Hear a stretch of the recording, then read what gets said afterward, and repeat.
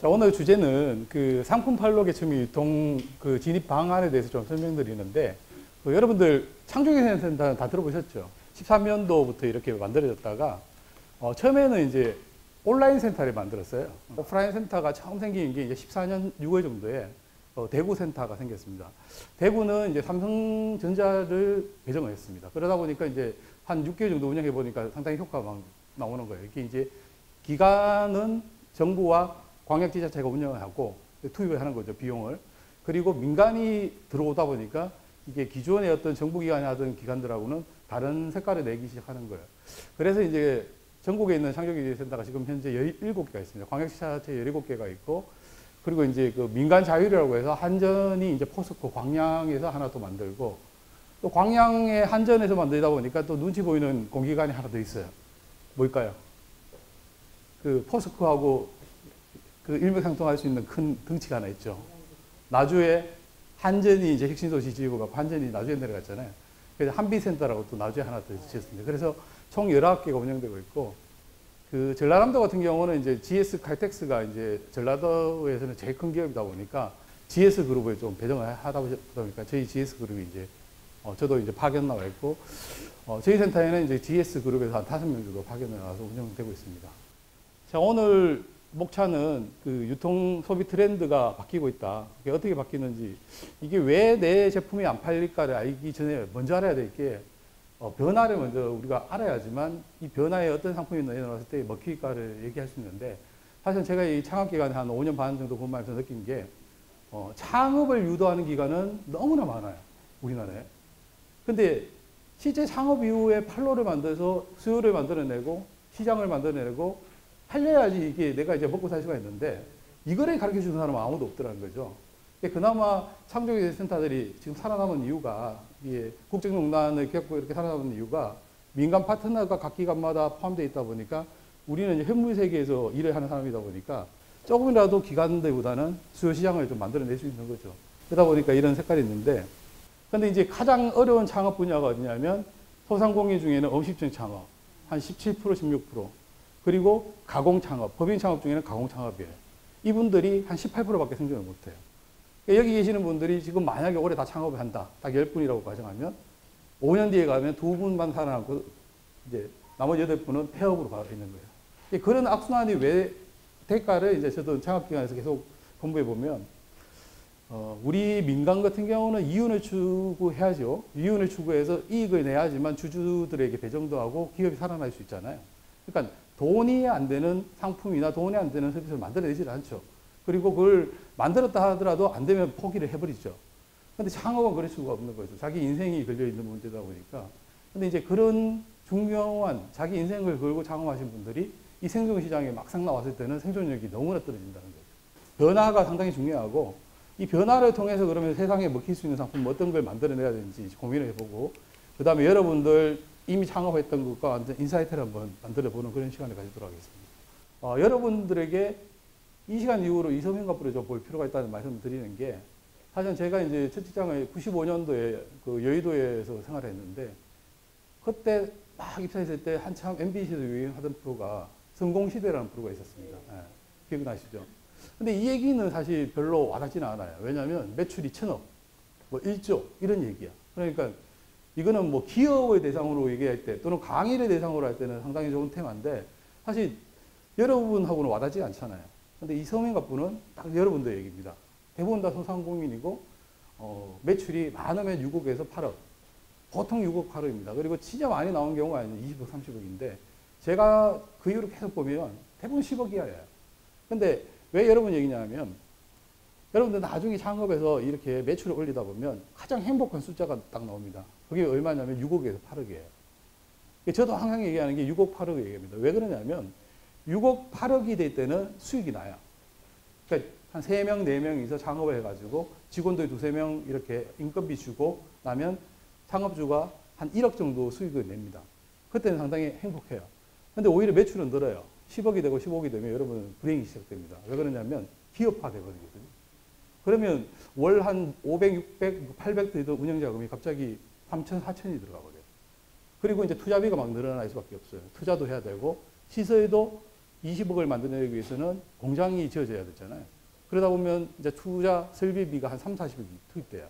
그러면 BEP가 예전에 월 뭐 1,000만 원, 2천만 원 벌던 게 아니라 월 1억씩 벌어줘야 되는 거죠. 그냥 4억, 5억 벌 때는 수익도 나고 적자를 보지 않는데 갑자기 설비 투자가 되고 시설 투자가 되고 땅도 사고 공장이 지어지면서 매출은 딱 고정돼 버리거든요. 그 순간을 못 버티는 게 대세들입니다. 그래서 공장을 지을 때 제일 중요한 거는 공장을 짓는 만큼 여유자금을 벌어놔야 돼요. 예를 들면 내가 공장을 20억짜리 지었다면 2억, 3억짜리 총알이 준비되어 있어야 돼요. 적어도 6개월이나 1년을 버틸 수 있는 총알이. 그래야지 그 사이에 매출이 올라갈 수 있는 시간이 벌어지는 거죠. 근데 대부분 우리 창업주들은 공장만 지으면 돌아간다고 생각하는 거죠. 우리나라 창업률이 이렇게 형편없는 이유가 그 이유입니다. 그래서 OECD 국가들의 창업 성공률은 한 60% 정도 돼요. 우리보다 한 2배, 3배가 높습니다. 그런 부분들이 상당히 안타까운 부분이고, 또 하나 통계청 발표를 보면 또 주요 지표가 하나 있는데, 개인이 혼자서 창업 유지했을 때 비율은 아까 말씀드린 20%인데, 기관의 협력을 받아서 또는 기관의 제안을 받은 창업은 60%까지 생존율이 올라갑니다. 정보를 주고, 길을 알려주고, 그리고 가야 될 방향을 코칭해주고, 그러다 보니까 실패를 말 그대로 줄여나갈 수 있는 거죠. 네, 그런 이유들이 있습니다. 자, 지금 여러분이 창업하고자 하는 상품 또는 서비스 아이템을 가지고 한번 고민해 보세요. 자, 손님에게 나를 각인시켜라. 내 물건, 내 가게, 내 상품을 사야 할 이유를 대야 된다는 거죠. 이게 쉽게 말하면 밸류입니다, 밸류. 자, 기존에 경쟁하는 엄청난 수많은 상품하고 똑같은 상품을 내가 만들어냈어요. 그리고 내가 그걸 가지고 한번 할 게 뻔해요. 근데 이 상품이 기존에 팔리고 있는 상품보다 가치가 없으면 고객은 차라리 안 봅니다. 왜? 이미 나와서 판매되고 있는데 당신이 파는 게 얘보다 좋은 게 뭐냐고 얘기했을 때 별로 없네요. 내가 창업은 했지만 얘보다 좋은 게 별로 없어요. 가격은 조금 더 비싸요. 상품도 조금 안 좋은 것 같아요. 그럼 고객 입장은 사람은 왜 창업했지? 이런 얘기밖에 안 나오는 거죠. 더 좋은 제품을 더 저렴하게 파니까 고객이 모이기 시작한 거죠. 창업은 이런 겁니다. 그래서 어떻게 보면 요 한 장으로 끝날 수 있어요. 제 강의는. 여러분이 창업하려면 현재 나와 있는 시장의 수요 시장에 나와 있는 상품보다 더 좋은 가치를 만들어내면 되는 거예요. 그리고 비슷하거나 가격도 비슷하면 더 좋게 보이게끔 만들면 되는 거예요. 근데 그 더 좋게 보이는 것조차도 못 만들어낸다. 그럼 창업에서 수요 시장을 만들기는 힘든 거죠. 내 제품이 왜 안 팔까를 고민해 보면 정답은 본인들이 다 압니다. 이미 시장에 팔리는, 이마트에서 팔리는, 롯데에서 팔리는 상품보다 내가 더 별로 장점이 없어. 걔들보다 내가 더 비싸. 근데 고객한테 어떻게 파냐는 거죠. 이미 시장에 나가는 것보다 더 비싸고 더 별로 안 좋은데. 그래서 제가 처음에 얘기했듯이 우리나라 창업이 좀 잘못됐다는 얘기가 거기서 시작되는 거예요. 더 좋게 만들 수 있는 창업을 유도해야 되는데 더 나쁜 창업만 계속 유도하고 있는 거예요. 자, 두 번째는 신뢰는 기본이고 그게 맛에 더하라. 뭐 최고의 과일과 다양한 이벤트 이렇게 돼 있는데 뭐 아까 얘기했던 핵심 역량을 갖출 겁니다. 그죠? 가장 저렴하게 물건을 받아와서 가장 경쟁력 있는 가격으로 고객들에게 팔 수 있으니까 고객은 몰릴 수밖에 없는 거고, 또 조그만 가게지만 재밌게 한다고 막 이벤트도 하고 술래잡기도 하고 뽑기도 하면서 고객이 한 3분, 5분만 머물러 있는 이 가게에 오면 항상 행복하게 느끼고 갈 수 있도록 만들어주는 거예요. 세 번째, 지금은 올해 코로나가 터지면서 이게 막 유행했어요. 꾸러미라고. 학교 급식이 중단되면서 이게 농산물이 너무 많이, 특히 이제 전남도가 타격이 심하잖아요. 이게 너무 많이 남아도니까 이거 지자체에서 전량 이제 사들여가지고 우리 학부형들한테 꾸러미 한 박스로 해서 농산물 꾸러미, 뭐 수산물 꾸러미를 이렇게 제공해줬잖아요. 그죠? 근데 이 친구는 10년 전에 그걸 했어요. 왜 했냐면 우리나라는 인구가 이렇게 밀집되어 있고 도시 주거지가 아파트형이 대부분이다 보니까 상권의 변화가 있어요. 어떤 변화냐면 2년마다 전세 계약을 해야 되잖아요. 그죠? 그리고 1년마다 월세 계약을 해야 되잖아요. 그리고 이동이 있잖아요. 인구 이동이. 특히 도시 지역은 더 심하고.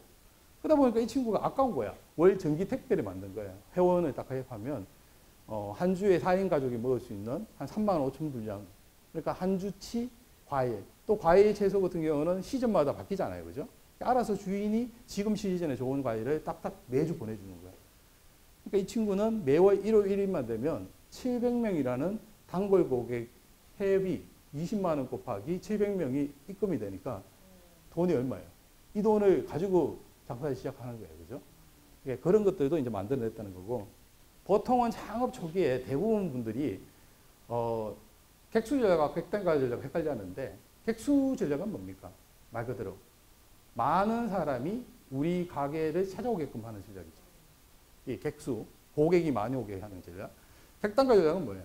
이렇게 한 테이블 오셨는데, 이 테이블에서 돈을 많이 쓰게끔 하는 전략이죠. 자, 초기에는 어떤 전략이 먹힐까요?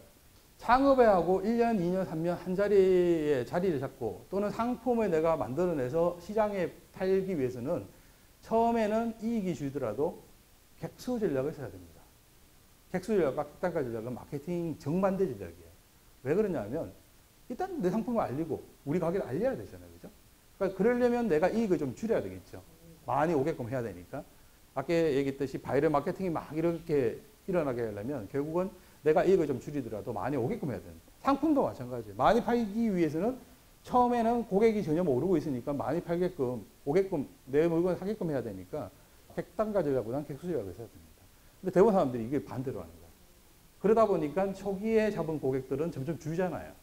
나중에는 안정화가 안 되는 거예요. 그래서 초창기에는 객수 전략으로 들어가고 안정화된 이후에는 바구니에 물건을 더 담게 하는 전략은 그때부터 들어가는 거예요. 그래서 이런 전략이 상당히 중요하고, 마지막에 이 친구가 파이는 나눌수록 커진다. 이 얘기가 뭐냐면 소개된 내용 보면 연매출 30억으로 되어 있잖아요. 근데 자기 가게에서는 10억이 나온다 했잖아요. 그럼 20억이 어디서 나오냐 하면 여기서 나옵니다. 자, 대부분의 창업주들은 나하고 동종 경쟁 업체가 있으면 여기를 죽여야 내가 산다고 생각할 거 아니에요. 그죠? 그러니까 이 친구가 하고 있는 대전에 모 동네에 과일 가게가 반경 5km 안에 20개가 있어요.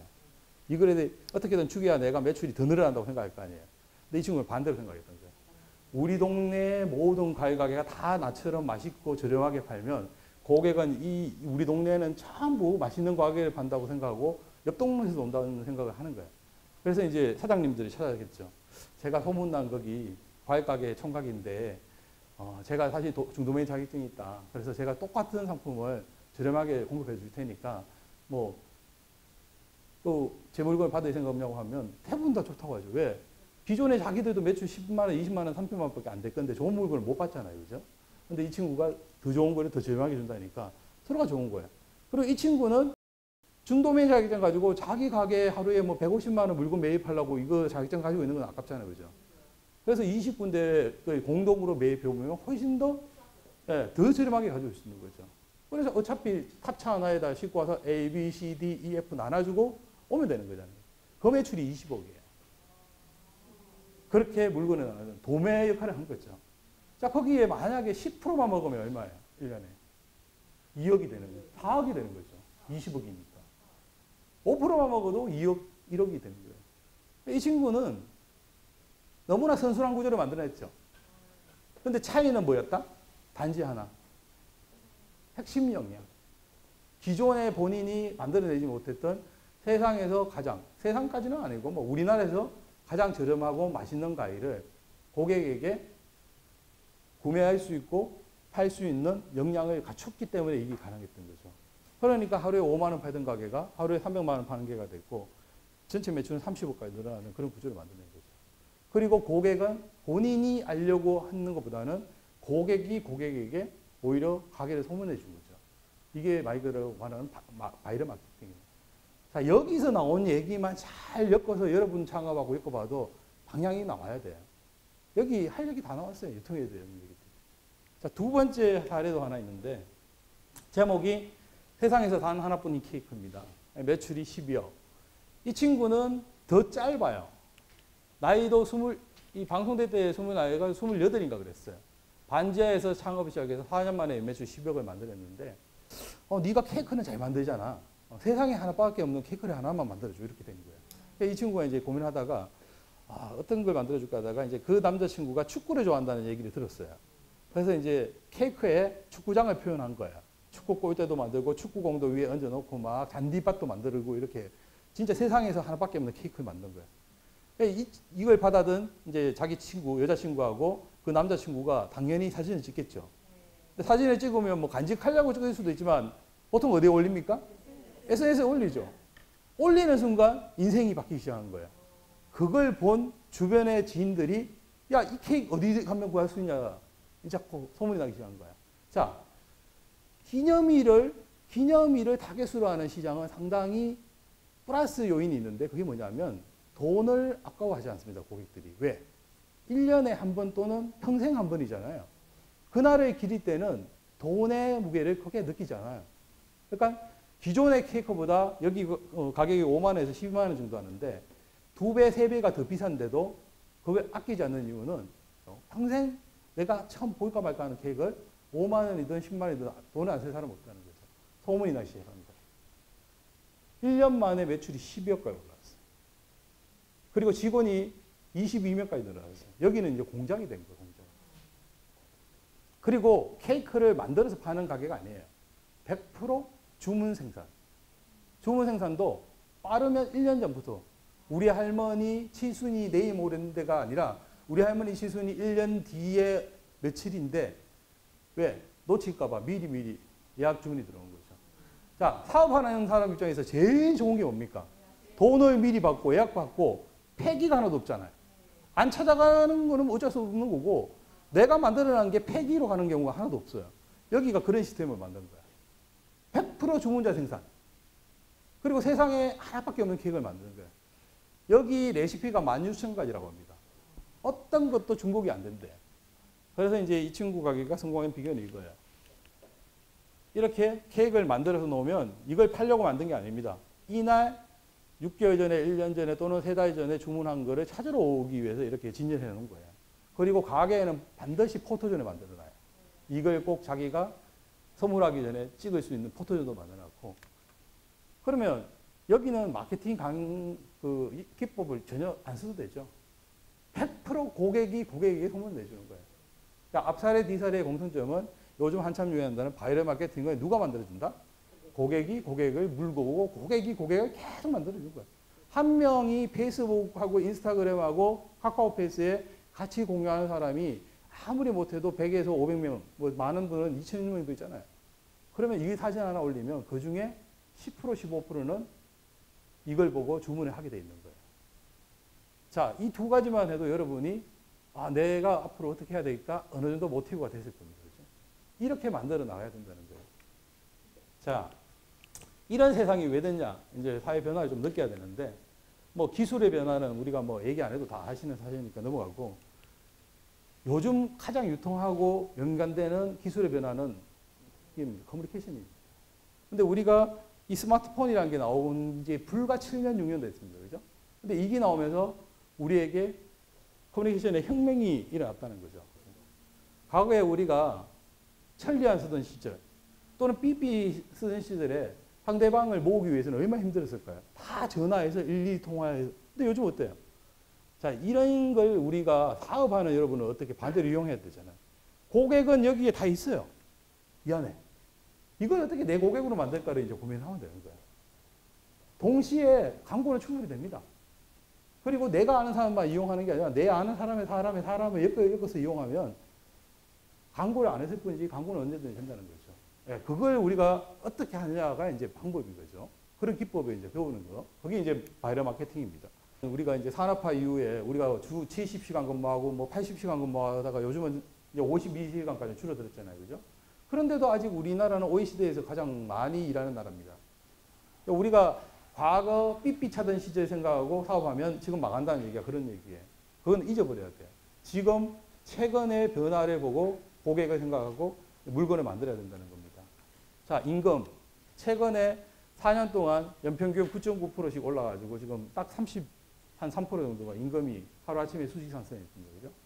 똑같은 직원인데 4년 전에 100만 원 주면 되는데 지금은 똑같이 일하고 똑같은 근무밖에 안 하는데도 150만 원 줘야 되는 거예요. 기업주 입장에서는 상당히 이게 이제 고충인 거죠. 자, 두 번째. 아까도 얘기했지만 수많은 기업들이 망하고 다시 1년에 우리나라 작년 기준으로 660만 창업자가 있다고 합니다. 소상공인 창업 포함해서 기업형이 한 100만 개 정도 되고 한 540만 개 정도가 이제 개인 사업자들인데 660만 개 중에 1년에 100만 개, 120만 개가 매년 망하고 있는 거예요. 매년 또 그만큼 또 생겨요. 그게 악순환이 계속되고 있는. 요 지표만 봐도 왜 그럴 수밖에 없냐면 자, 창업을 했어요. 2018년도 기준으로 창업해서 월 수익이 200만 원 미만자, 300만 원 미만자까지 치면 거의 80%입니다. 자, 지금 우리 최저임금이 8,500원까지 올라왔잖아요. 그죠? 시간당 페이가 8,500원이에요. 근데 이제 기업주 입장에서는 4대 보험도 내야 되잖아요. 그리고 월차 수당, 연차 수당도 줘야 되잖아요. 그럼 시간당 페이로 계산해 보면 한 12,000원 정도 돼요. 일주일에 5일, 8시간 근무하면 5, 8에 40이잖아요. 그죠? 40시간에서 한 달에 한 200시간 근무를 시키면 시간당 페이 12,000원이면 얼마입니까? 300만 원 정도 되는 거죠. 그죠? 자, 내가 아르바이트 하는데도 300만 원 줘야 돼요.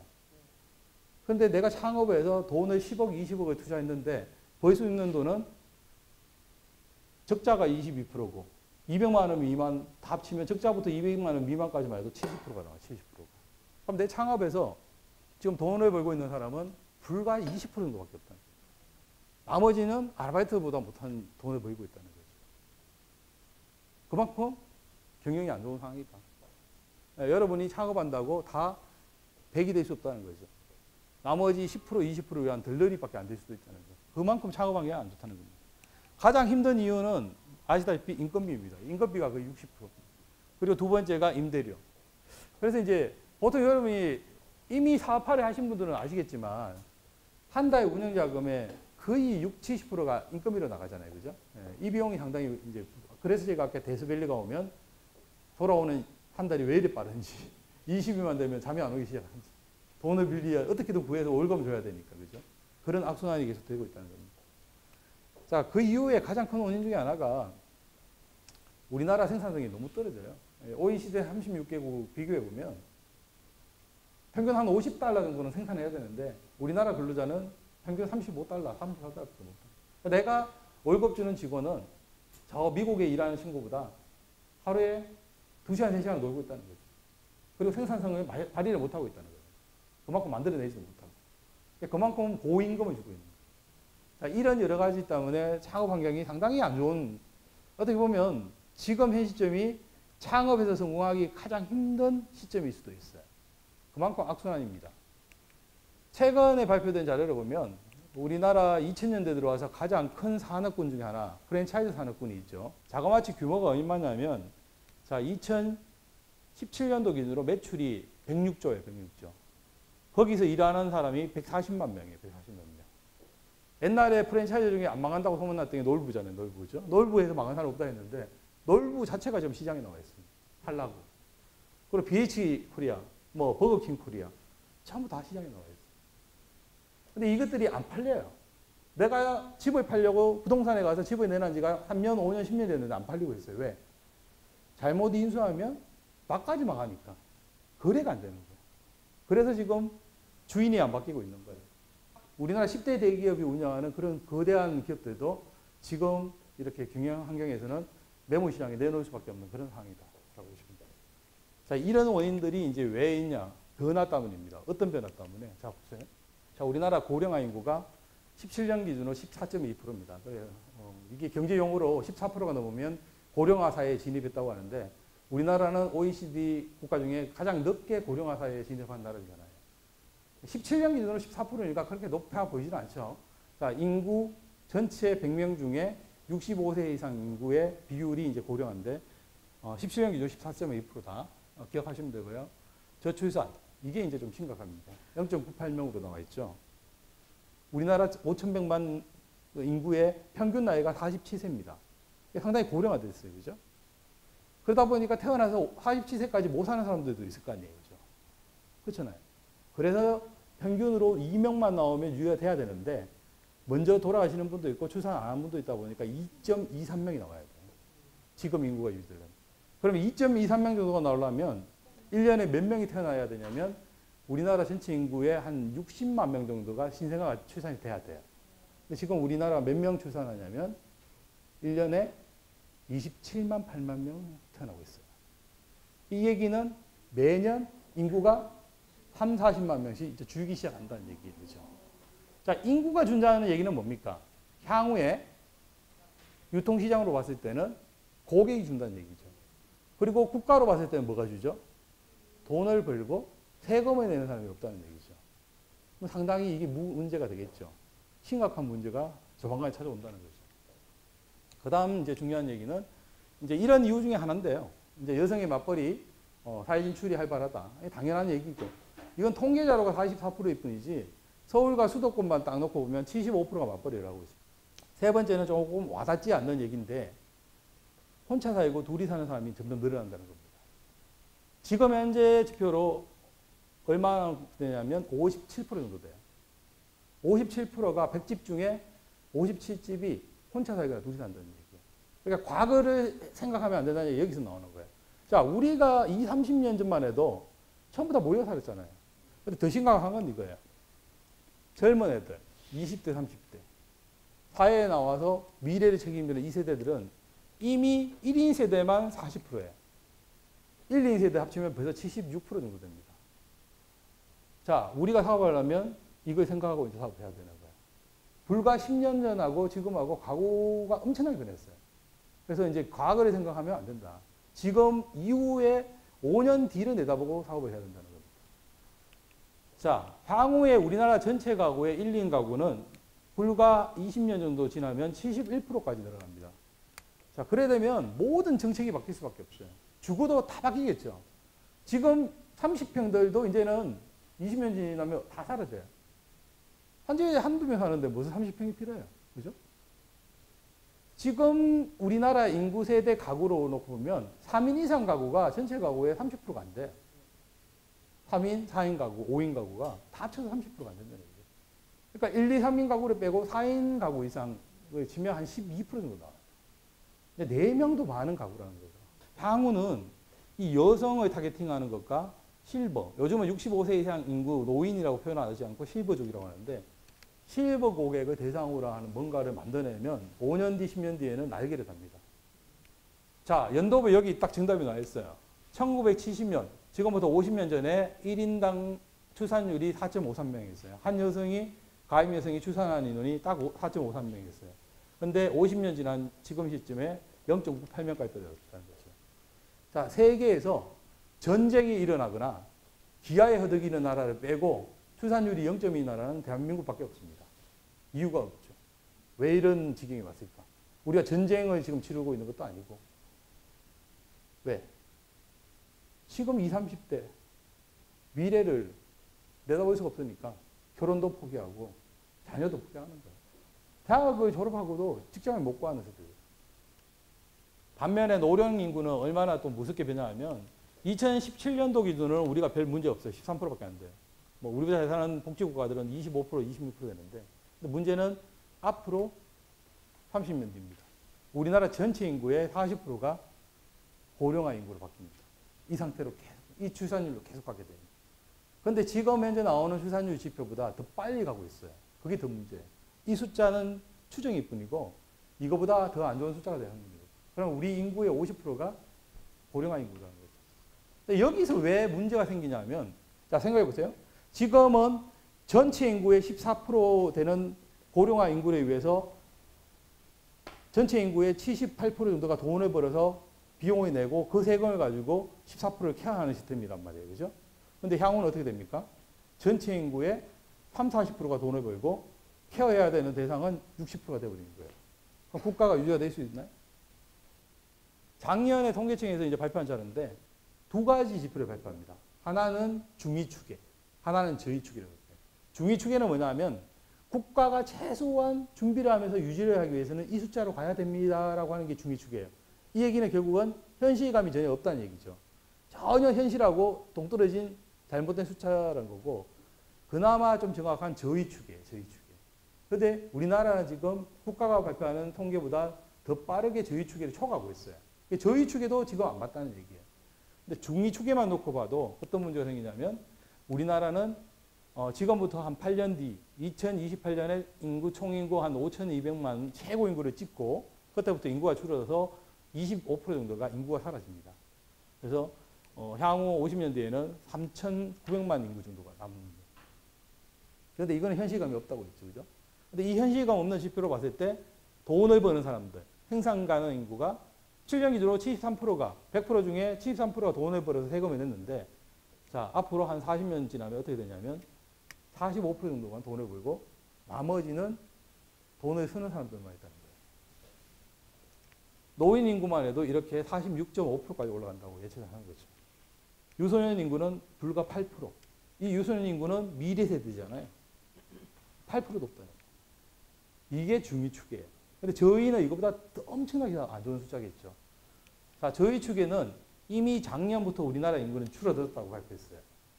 내년에 인구 총조사가 이제 과연 우리나라 인구가 줄기 시작했는지가 이제 정확히 나오겠죠.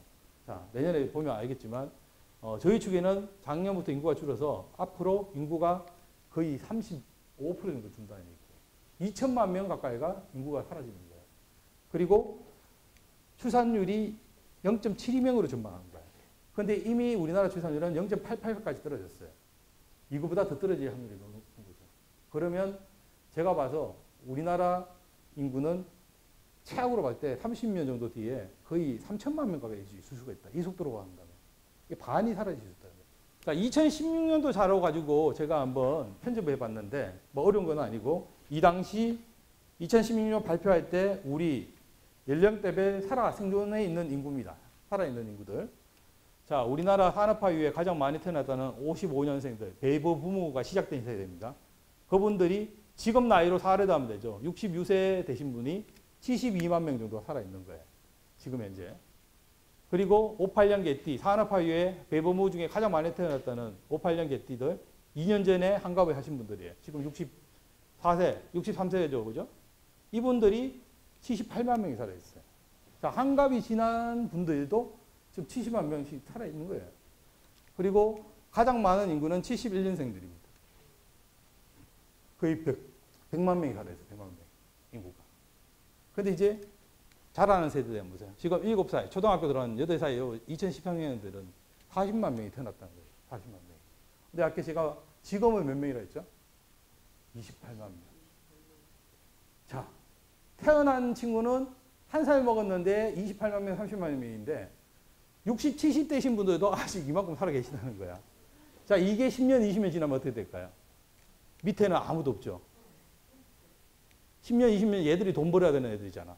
얘들은 요거밖에 안 남았는데 돈을 사야 되는 사람은 이렇게 뭉탱이로 남아있는 거예요. 이게 이제 악순환인 거죠.